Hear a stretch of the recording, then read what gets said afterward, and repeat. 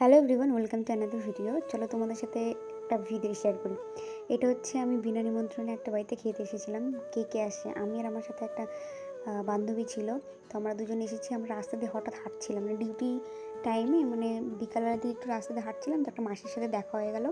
তো তার সাথে আমাদের যে কালদিঘি পার্কটা আছে, পার্কে গিয়েছিলাম। হ্যাঁ, তো সেখানে নিমন্ত্রণ খাওয়া দাওয়া হচ্ছিলো। তো হট করে বললো যে চলো যাই ঘুরে আসি। তো সেই জন্য আমরা ঢুকেছি।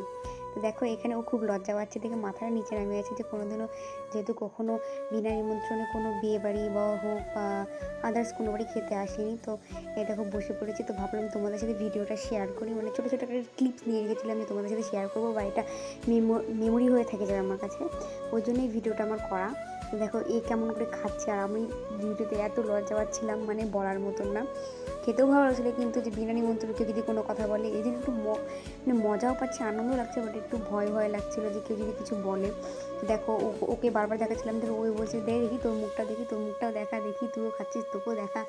তো লাস্টের দিকে আমাদেরকে দই মিষ্টি দিয়েছিল, বাট আমি ওটা খেতে পারিনি, আমার আর পেটে জায়গা ছিল না। এদিক থেকে আমাদেরকে ফোন করছিল বারবার যে কোথায় গেছিস কোথায় গেছিস। আমরা তো বলে বেরোনি, আমরা তো হাঁটতে বেরিয়েছি, এই নাম করে বেরিয়েছিলাম।